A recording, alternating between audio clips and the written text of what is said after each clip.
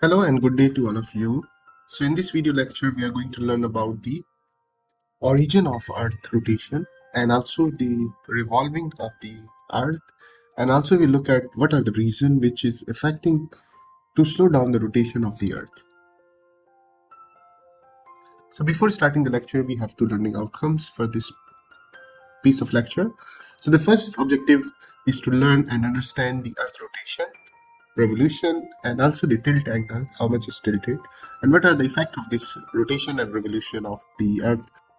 And also we'll understand why the rotation is being slowed down and what are the two factors which most probably affect the speed of Earth rotation slowing down. So this is a big picture of the Earth rotation. So you can see the Earth is rotating. If you look at from the North Pole, so you can see it is actually going to the anti-clockwise. So let's look at the origin of the rotation. So origin of rotation, there's a lot of theories have been presented, but if you look at the Earth when it was formed as a part of the birth of the solar system, obviously 4.6 billion years ago, it was composed of hydrogen and helium, which was produced in the Big Bang time, and as well as the heavier elements which was ejected by supernova. So this was the time when there was a Big Bang. So when it was forming, and there was actually the angular momentum, initial angular momentum, which need to be conserved, the clustered mass starting rotating faster. So you can see when there was a Big Bang, then it started to become by the angular momentum. From there, it threw some of the debris, but the sum of the object which was quite larger. So when it was obviously the solar system and was forming, and together with solar system forming, all the elements or the solar system, including the Earth, was in the form of initial rotation. And also the other factor including the tidal frictions and also the hypothetical impact of Theia. So this is the actually origin of the Earth rotation and revolution. So if you look at the rotation period and how we can measure the rotation period of the Earth, so the permanent monitoring of the Earth rotation required a very long baseline interferometric coordinates with the global positioning system and also the satellite laser ranging and other satellite techniques. But there is a formula which is known as T is equal to D over V, where D is actually the distance in case of the circumference, and V is the actually tangential velocity of the Earth. And this can provide the absolute reference of the determination of the universal time, precision, and rotation of the Earth rotation, how it's going to be rotating like this one. So there's two terms which I use. One is rotate and the second one is revolve. So rotation is actually referred to the movement around its own axis. So let's say this is the Earth and how it rotates. So it's rotating on its axis. So how much time it takes to rotate is actually take 24 hours, or we can call it 1 Earth day. And this actually, the purpose of this rotation is, or the effect of this rotation is, we can observe day and night. So let's say every 24 hours you have the day or the night. So this actually causes the effect of the day and night. And the second thing is revolve. And revolve is actually terms which used to move in a circle or on a central axis. So the sun is actually not in the central axis, but somehow it's in a central axis. So we can consider this is the sun and the earth is revolving around this sun. So how much time it takes from this point complete one cycle is actually 365 days plus minus, which is equal to 1 year. And what are the cause or the effect of this rotation revolution is the seasonal changes. So we have in some region we have 4 season, 3 season or 2 season. So this is because of the earth revolution. So now we look at the angle of the tilt. So you have been observing that everywhere you can see the globe is actually in this tilt form. So why it is like this? Actually it represents the actual orientation of our earth. So let's look at more into detail. So let's say if it's a perpendicular to the orbit, so which is this one, and when we observe the angle from the tilt angle is actually 23.5 degree toward the east, toward the west actually. And obviously the equator, which is the celestial equator, is over here, but this is the orbital direction of the Earth. And also we have talked about the North Pole, magnetic North Pole and South Pole, and also the North Pole or the South Pole of the Earth is also different, which is 11 degree tilted toward the east, toward the west. Yeah. So this is now clear that the Earth is tilted actually 23.5 degree toward the west. So what are the evidences of the Earth rotation? Obviously, we can't see the Earth is rotating. Obviously, we are not in satellite, but obviously there's a lot of technologies which makes you possible that which is actually Earth is rotating. So one of the observation is actually if you know the Coriolis effect, which actually the falling bodies change the direction eastward from the vertical plumb line below their points of the release. So if you look at the Coriolis effect, so similarly this is happening at the Earth. So the object which fall in the northern hemisphere that deflect right in the northern hemisphere. So if the objective is here, because Earth is rotating in this dimension, so this will deflect toward the right. But the object which actually fell down in the southern hemisphere, so these object actually deflect toward the left in the southern hemisphere. So this is toward the right and this is toward the left. Why? Because of the rotation of the Earth. So what are these objects I'm talking about? Actually, these are the object, especially when we have some meteorites, asteroids, which is hitting to the surface of the Earth. So when they enter to the orbit of the Earth, then they deflect toward left or right in the northern and southern hemisphere. So there is a theory which is presented by the Nathaniel in March 13, 2021, which was from the newsletter. So he stated that the Earth rotation is gradually slowing down. So he stated that the length of the day, which was about 1 million years ago, was shorter than today. So it's been that time the Earth was rotating faster than today, because he mentioned that the day is shorter than today. So it's been it was faster. So now the speed of the Earth rotation is gradually going down. So he also further explained for billions of years the Earth rotation has been gradually slowed down, and it is a process that continues to this day. And estimators suggested that the length of the day currently increase by about 1.8 millisecond every century. So this was his prediction. So based on that, also we can look at some evidence how the Earth rotation is going to be slowed down. So the first thing also we can look at why the Earth is spinning slowing down.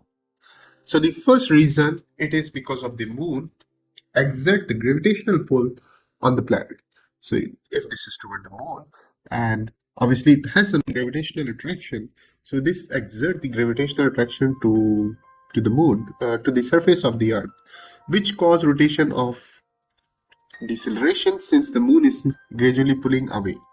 And also the second effect is we have observed the tides, which actually the tides also producing because of the moon. So obviously there is some gravitational pull on the surface of the Earth. So for billion of years, the moon has been covered. So for billion of years, the moon has been ever so gently tugging at the Earth and slowing down the rotation. So this is one of the cause that moon is exerting the gravitational pull on the surface of the Earth. And the second reason of slowing down the spinning of the Earth, there's a lot of models which predicts that the earthquake should have affect the rotation of the Earth by shortening the length of the day by about 3 microsecond or the 3 millionth of the second.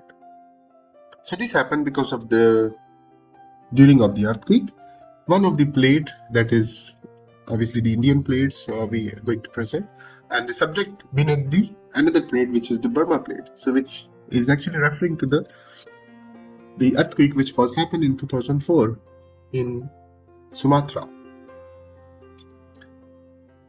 So one of the reason of the rotation is significantly slow by the gravitational attraction of the moon and also the tidal, which we have discussed. So however, there is some large scale events such as mentioned is 2004 there was an huge earthquake which was here in 2000 Indian Ocean earthquakes, and it has caused the rotation speed slow down around 3 microsecond. So this is also another reason we have. So the first reason is the moon gravitational attraction, and the second reason is the earthquakes. But obviously the large earthquakes, not the small earthquakes. Okay, that's all. Thank you so much, and I hope you have learned about this rotation and revolution of the Earth, and also what are the effects of this, and also why the spinning of the Earth is slowing down. So we have presented two reasons. If you have some further reasons, so you can further comment in the video comments box, and also you can give your suggestion what are the other effects can be used or can be effect on the spinning of the earth rotation. Okay, with that's all. Thank you so much and have a good day. Hello and good day to all of you. So in this video lecture we are going to discuss about two different type of days. One of them is sidereal day and another is a solar day. So before starting the lecture, we have some learning outcomes. So the first learning outcome of this lecture is to learn and understand the Earth's sidereal and the solar days. And the second objective of this lecture is to get an understanding how the length of these days are calculated. So with relate to some other factors we are going to discuss in detail. So let's look at what is actually the sidereal versus solar day. So when we are talking about the sidereal day, is a time takes for Earth to rotate about its axis so that the distant star, which is not the sun, appears in the same position in the sky. So let's say today you are looking at the sky and you observe one star at the sky. So exactly after 24 hours or maybe so how much time it will take. So let's say it takes 24 hours. Obviously it will not take 24 hours, less than that, to become that star at the same position. So normally the sidereal day is about 23 hours 56 minutes and 4 seconds. And obviously you know the solar day, which is a day which takes time the earth to rotate around its axis, and at the time the sun appears at the same position. So normally the solar day, which you very well know, it's actually 24 hours, and although it can be very much plus minus 25 seconds, which is we are going to discuss further. So keep in mind, so the first sidereal day is actually 23 hours 56 minutes and 4 seconds, and the solar day is 24 hours. So now we look at how it can be explained further. So let's say this is your sun, which we have in yellow color, and you are standing over here, which is the red dot. So let's say you are calculating a solar day on the observation of this earth. So if you're standing here, and then after 12 hours you will be here because the earth is rotating. Then after 24 hours exactly you will be going, you're going to be here again because the earth is spinning. So you can observe the same position because where you was observing here and on the green point, and now you are here at the red point. So this will add actually 1 extra degree of the rotation which need to get back the sun overhead. So it's talking about the overhead. So you can imagine, because it's actually need 360 degree, but obviously the earth is also rotating, so that's why it will add 1 extra degree to the angle of the solar day. So now we look at the central day. So this is, let's say, is our earth, and this is sun, and this is the position just now and after 24 hours. So which one we have explained previously. So if you look at the other star, which is the distant star here, and this angle is increased because of the more distance. So let's say today or right now you are here, and after exactly 24 hours or 23 hours 56 minutes you will be here. So the same star you are looking from this position will be again referring to this position is exactly after 23 hours 56 minutes and 4 seconds. So that is actually the central day. So now we look at how or why the central day is 4 minutes shorter than the solar day. So let's look at the solar day, which is actually 361-degree rotation, which takes actually 24 hours, as I mentioned in the previous figure. So the central day is actually 360-degree rotation, because in this one, this is so far. So that's why there is no need of adding 1 degree, because it's quite far away. So the angle can be ignored. So, but the central day is actually take 360-degree rotation. So now we can calculate the length of the central day, which is 360 divided by 361 into length of the solar day. So length of the solar day is 24 hours, which is equal to 23.95. If we convert these hours into minutes and seconds, so you can get the exactly this is the minutes which we get from this observation. So the sidereal day length is actually 23 hours, 56 minutes and 4 minutes less than the solar day. So that is the calculation of the sidereal day, how we calculate.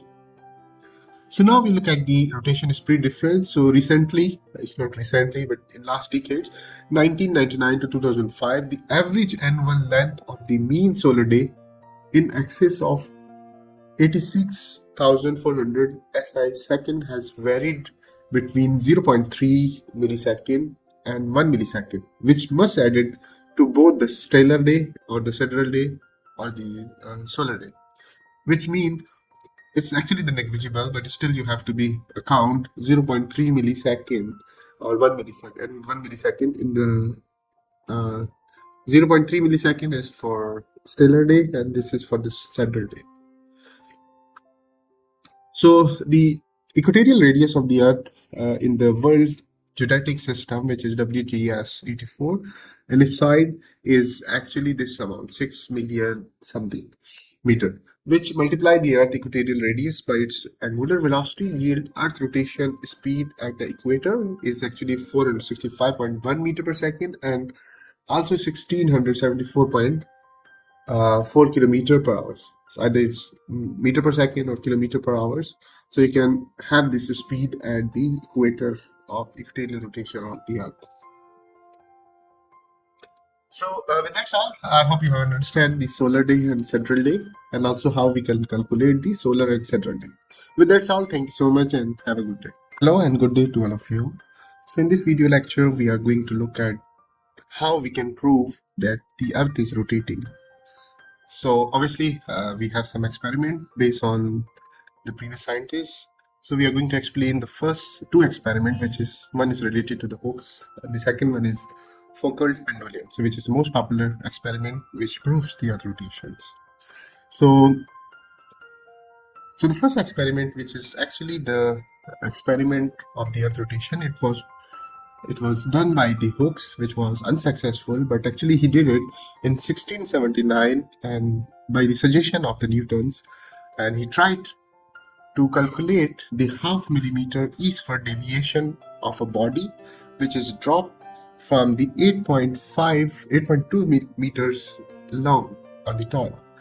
So when he wanted to throw a stone from 8.2 meters, so it should be deflect toward east half millimeter. But obviously at that time it was not quite easy to observe this accuracy, so he was unsuccessful to perform this one. But later on in 18th century or in early 19th century, so which was done by Battista in Bologna, and actually he observed this drop of a body from a tall building in Hamburg, and he used a taller tower and carefully released the weight. So when he released the weight from the tall towers from this point, so you can see this can be deflect toward east about half a millimeter from this tower. So when he's throwing on this body, supposedly it should come here. But if you can see this red dotted line, so when he throw it here, so it's actually observed at here.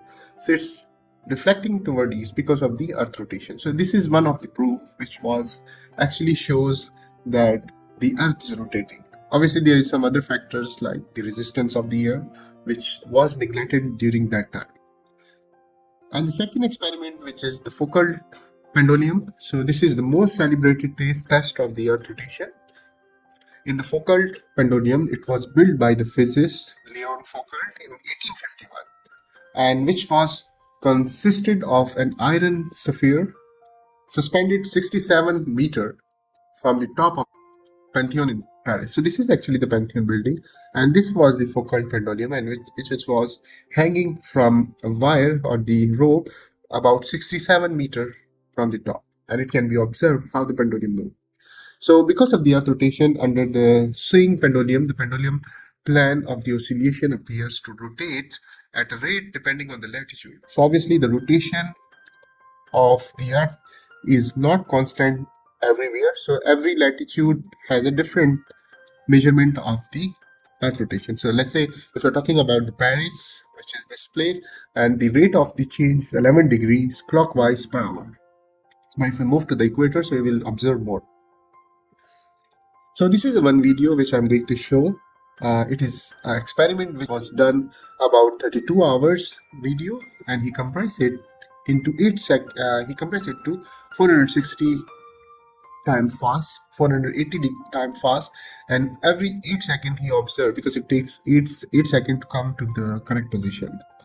And obviously if we go toward the equators, the pendulum will be long. So let's start this video and observe here, then we can discuss about this video. This video is sponsored by Brilliant.org. This is a really big pendulum, and unlike the pendulum in a clock, this Foucault pendulum at the University of Puget Sound is free to swing in any direction. It takes about 8 seconds for it to go from there over to here and back. But that's not the motion that I want to show you. Now, this is not an interactive exhibit, but I have special permission. The motion I want to show you is too slow for you to see, so I'm going to speed things up in this video, about 480 times, so that you only see the pendulum when it's at this point in its swing here. And doing that will compress the next 32 hours into 4 minutes of video. We're going to try science. Played back at this speed, the pendulum appears to move around the room, but that doesn't really grasp what's really happening, because the ground is what's moving. It's rotating. You are watching the world turn. Let me explain. The pendulum ticks back and forth due to the law of inertia, which states that an object in motion stays in motion, unless something acts on it.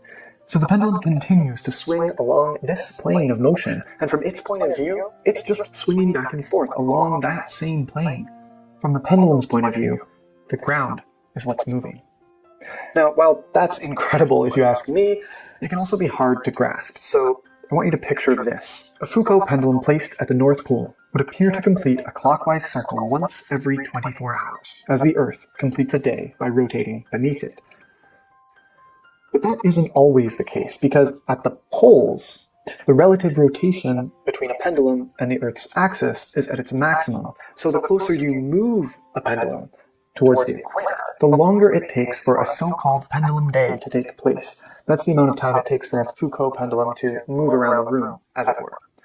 Here at the University of Puget Sound, a pendulum day is about 32.3 hours long. Now the reason it isn't 24 hours here is because the Earth is a sphere. So, the closer you put a pendulum to the equator, the further it is from the Earth's axis, and the greater the difference in angle between the Earth's axis and the plane that the pendulum is on. The greater that difference is, the less relative rotation there is between the pendulum and the Earth. So it takes at least 24 hours to see one pendulum day, and potentially much longer. You can actually figure out your latitude just by watching and timing a pendulum as it moves in this way, but of course, there's easier ways to do that. It's now 5:30 in the morning, but I'm awake and ready to get back at it. At the equator, a pendulum day lasts forever, and that's because at that location, a pendulum is perpendicular to the axis of rotation. The planet and the pendulum's plane are not moving in relation to one another. Here in the northern hemisphere, Foucault pendulums rotate clockwise because of the Earth's rotation. And that rotation also causes sundial shadows to move clockwise. I mean, it's probably where we got the term clockwise in the first place.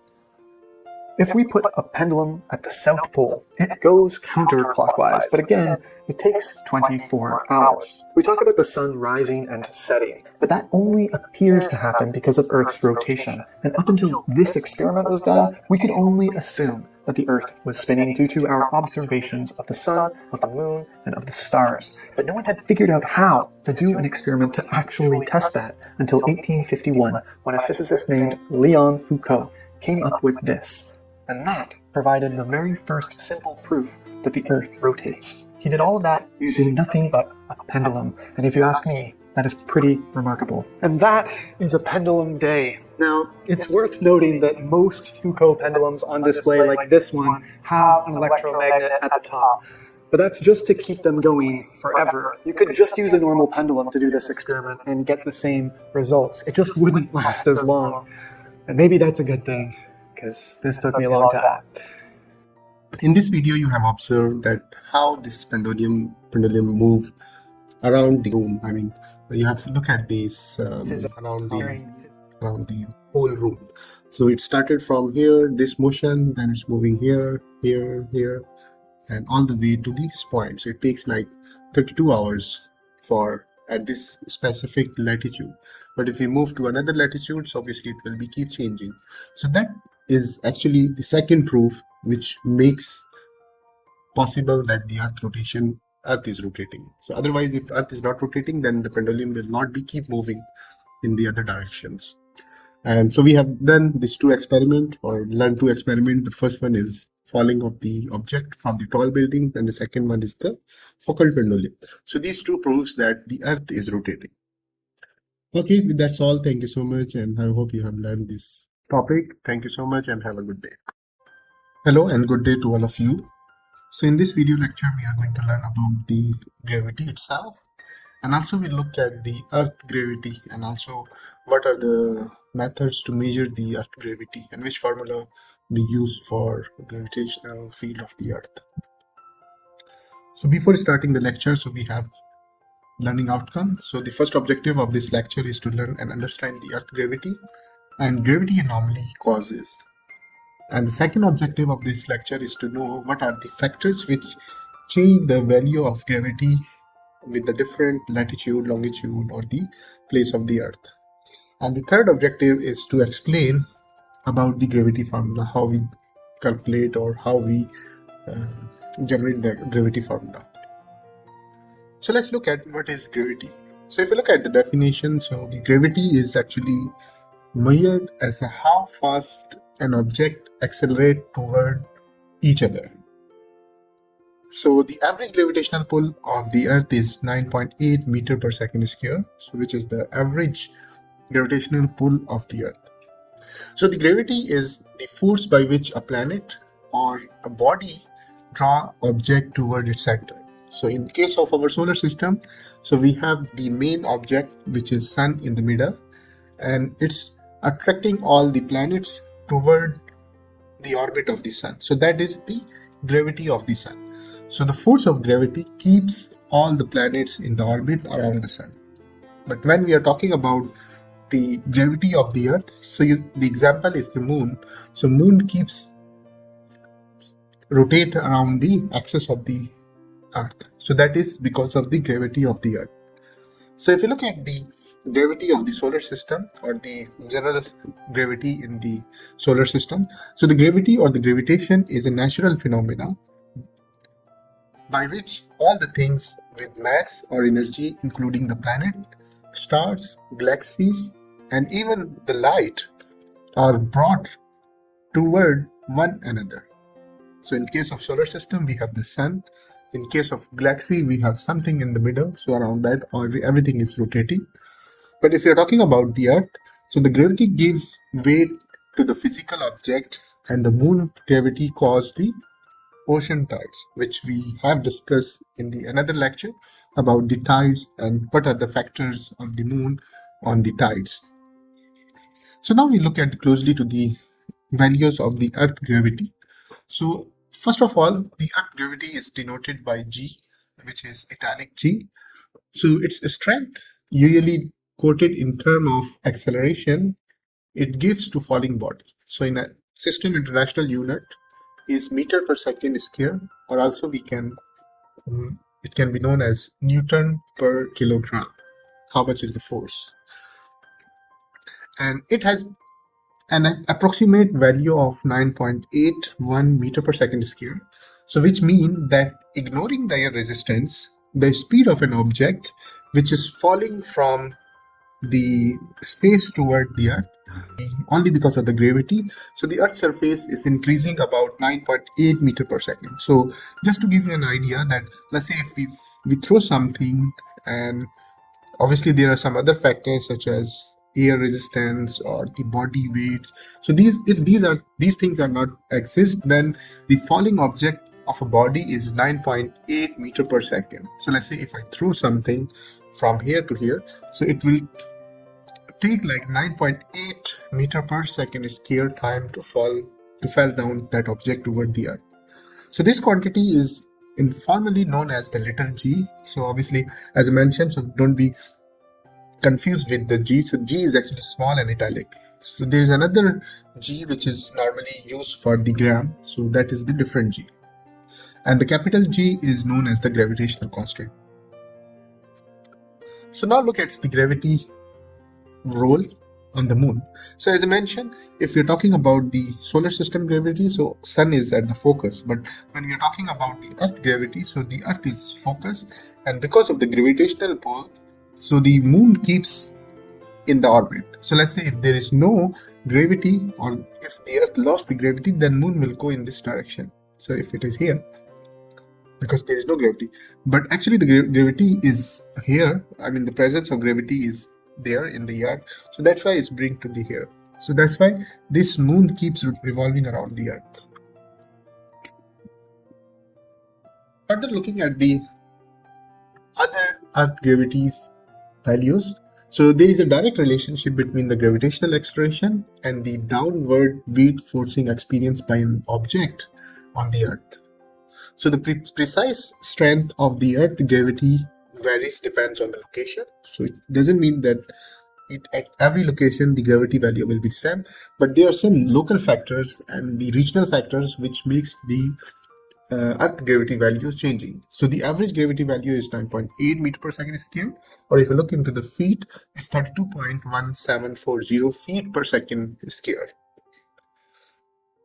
So the quantity is denoted by Gn or G. This is thought, this sometimes means the normal equatorial values of the earth, and sometimes it's called G naught, G, or simply G, which is also used for variable local values.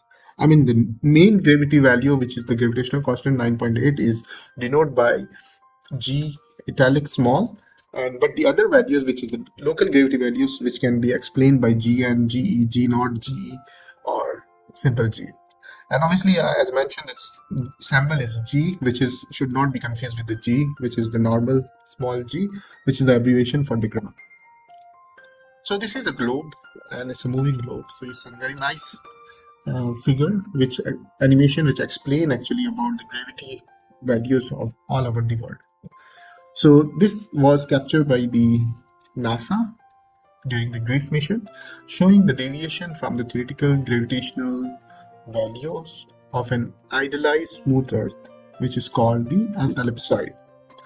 So the red area which is seen here in this moving body, so this area is actually the stronger gravity values, and the blue one which is shown here in some part of this globe, so these are actually the weaker gravity value. So let's stop this one and we look at the two regions, so which is the North and South America here, and this is the Asian region. So you can see somewhere we have this high gravitational values which is in red, so you can see from here as well, and the blue which is obviously some oceanic ridges. So that's what I told you, there are some factors which we are going to look at. So before that, we look at the 2D map to understand which area has the high gravitational value. So in this region, you can see like Malaysia, Indonesia, and some part of Australia we have the high gravitational values, so it goes up to 60 milligale. But if you look at this area in Indian Ocean, so you can see these values are quite low, and over here similarly in this region you can see low values of the gravity, but if you go toward the north it's a high gravity values. So what are these factors actually? So what actually the gravity anomaly is? So the gravity anomaly is the difference between the observed acceleration of an object in a free fall on a planet surface and the corresponding values predicted from the model of the planet gravitational field. And as I mentioned, the presence of mountain ranges. So let's say in this area, you will be knowing there's a lot of mountain ranges will usually cause the gravitational force to be more than it would be on the featureless planet. So it's talking about local. So let's look at here in this region. So it's all India, Pakistan is like that. But if you look at this place, it's Himalayas. So you can see high or the high gravitational values are at this region. In South America, you can observe. So these are the mountain ranges. So these are the one of the factors of high gravitational value. But there are some other factors which vary the Earth gravity. So what are those? So these are actually three main reasons which enhance the gravity values of in the Earth. So the first thing is latitude. So obviously at each and every latitude we have a different values. Obviously when we have when Earth is rotating, so the gravitational values become higher at this position, but if you move toward the pole from equator to north pole and equator to south pole, it usually decrease. And the second thing which affect the gravity value is altitude. So as I mentioned, some of the areas, let's say if you go into the Himalayas, so these are quite high regions, so the values of the gravities are higher at that position. And the third thing is the local topography or the geology. So let's say if you are in some area, and if you measure the gravity values at the surface, and if there is a nearby, you have the outcrop. So the gravity values will be changing because of the local topography and geology. So the gravitational force is often assumed to act directly toward the center of the Earth, but the direction varies because of the Earth is not perfectly uniform sphere. So now let's look at the measuring or the estimating the G from the law of universal gravitation. So how we equate the gravity formula. So from the law of universal gravitational, so the force of the body acts upon the Earth, gravity is given by, which is F is equal to G capital M1 M2 over R square. So in this formula, so G is the gravitational constant, M1 is the mass of the Earth, M2 is the mass of the body, and R square is the distance between the Earth, center of the Earth and the body. So after simplification, we can write this equation G into M1 over R square into M2. And also additionally, we know that Newton's second law of motion, which is F is equal to ma, where m is the mass, a is the acceleration. But this formula can be written as F is equal to m2 g. M2 is the mass of the gravity, or mass of the mass of the body. So mg. So once we put these values in here, we replace mg with F here. So M2 will be cancelled out and this will be left over here. So the same thing. So after putting the values, let's say, so to find the acceleration due to gravity at sea level, so when you are at sea level, so you have to substitute the values at the sea levels for the gravitational constant. So now let's put at the values in this formula, G is equal to G m1 over R square. Which is G, the gravitational constant is this one. So this is mass of the Earth, and this is mass. This is the radius between the Earth center. So finally, we got the values 9.822 meter per second square. So now let's look at the free air correction. How we insert the free air correction in the gravity formula. So this is the general gravity formula. Let's say if you go into the terrain or at the sea level, we have to estimate the G values with respect to this formula, where G naught is the acceleration in meter per second square at latitude. So different latitude has a different values. So this international gravity formula was proposed in 1967 also it was equated by the Helmholtz equations. So what's the objective of free air correction? So the first correction to this formula is the free air correction. Why we apply this one? Because the account for high above sea level. So let's say if you go into the place which is above sea level, then you have to apply the free air correction. So obviously the gravity decreases with the height, and at the rate which near the surface of the earth is such that linear extrapolation would give zero gravity at the height of 1/2 the radius of the earth. So the rate is 9.8 meter per second square per 3200 kilometer. So finally, when we know these values, so we have to apply these values. So this is the general gravity formula, and this is the free air correction. So 3.086 into 10 raised power minus 6 into h, where h is this one is actually the height in above sea level. So that was all about the gravity. So now if I have a question, so if there is no gravity, so what will happen?